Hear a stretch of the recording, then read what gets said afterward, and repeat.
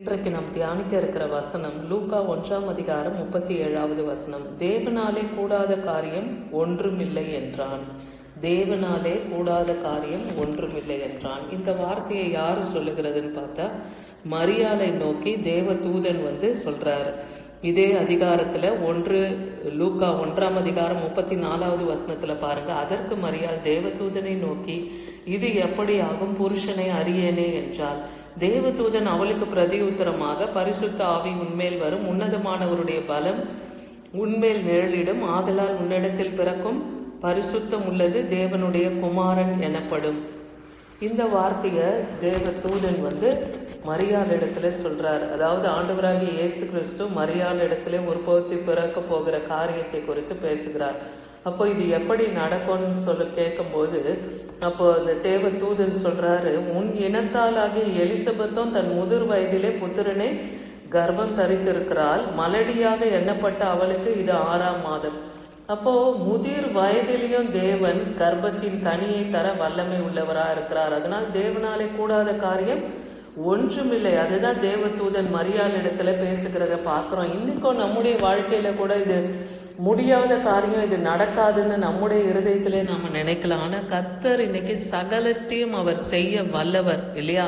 அவராலே கூடாத காரியம் ஒன்றுமே கிடையாது. அதுதான் தேவனாலே கூடாத காரியம் ஒன்றுமே கிடையாதுன்னு பார்க்கிறோம். இது மனுஷராலே கூடாது, ஆனால் தேவனாலே எல்லாம் கூடும்னே மத்தேயு 19:26 பார்க்கிறோம். இந்த மத்தேயு 19:26 பார்க்கும்போது மனுஷராலே இது கூடாதது தேவனால் எல்லாம் கூடும்ன்றார். இந்த மத்தேயு 19:28 பாருங்க, 23 பாருங்க. இயேசு தம்முடைய சீஷர்களை நோக்கி, ஐஸ்வர்யவான் பரலோக ராஜ்யத்திலே பிரவேசிப்பது அரிதென்று மெய்யாகவே உங்களுக்கு சொல்லுகிறேன். தேவனிடத்துல, ஆண்டவராகிய இயேசு கிறிஸ்துவனிடத்துல ஒரு சீஷன் ஒருத்தன் வரான். ரட்சிக்கப்படுவதற்கு என்ன வழி அப்படின்லாம் கேட்கிறான். அப்போ அவர் சொல்றாரு, நீ உனக்குரிய எல்லாவற்றையும் விற்று ஏழைகளுக்கு கொடு. அவன் எல்லா நியாயப்பிரமாணத்தின் சட்ட திட்டங்களை எல்லாம் நான் பின்பற்றுகிறேன், சிறு வயசுல இருந்தே எல்லாத்தையும் நான் பின்பற்றி வருகிறேன்னு சொல்றான்.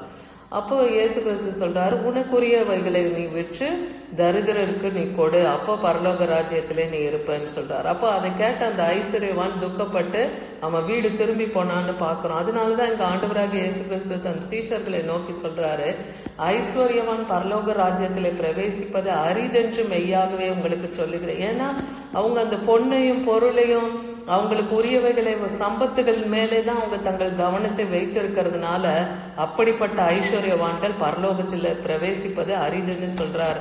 ஆனாலும் ஒட்டகமானது ஊசியின் காதிலே நுழைவது எளிதா இருக்கும் என்று உங்களுக்கு சொல்லுகிறேன். ஒட்டகம் கூட ஊசி காதுல நுழைஞ்சிடும். ஆனா இந்த ஐஸ்வர்யவான்கள் பரலோகத்துல வர முடியாது. ஆனா இங்க சொல்றாரு, ஆனா மனுஷனால இது கூடாது, ஆனா என்னாலே எல்லாம் கூடும், தேவனாலே எல்லாம் கூடும்னே சொல்றாரு. அப்ப அவருடைய சீஷர்கள் கேட்கிறாங்க, யார் தான் அப்ப ரட்சிக்கப்படும்? அப்ப ஐஸ்வர்யவானும் ரட்சிக்கப்பட முடியாதுன்னா யார் தான் ரட்சிக்கப்பட முடியும்னு கேட்கிறாங்க. மத்தேயு 19:27 பேதுரு அவரை நோக்கி, இதோ நாங்கள் எல்லாவற்றையும் விட்டு உம்மை பின்பற்றி வருகிறோமே, எங்களுக்கு என்ன கிடைக்கும்? பாருங்க, பேதுரு இயேசு கிறிஸ்துவோடவே நடந்தார். அவர் செய்த அநேக அற்புத அடையாளங்களை கண்ணார பார்த்தாரு. அவர் சுவிசேஷத்தை கேட்கிறாரு இல்லையா? எவ்வளோ காரியங்களை கண்ணார பார்த்தோம். அவருடைய இருதயத்திலயும் ஒரு அவிசுவாசத்தை பாருங்க, நாங்க எவ்வளோ எல்லாத்தையும் விட்டு உங்க கூட வந்தோமே, எங்களுக்கு என்ன கிடைக்கும்னு கேட்கிறாரு.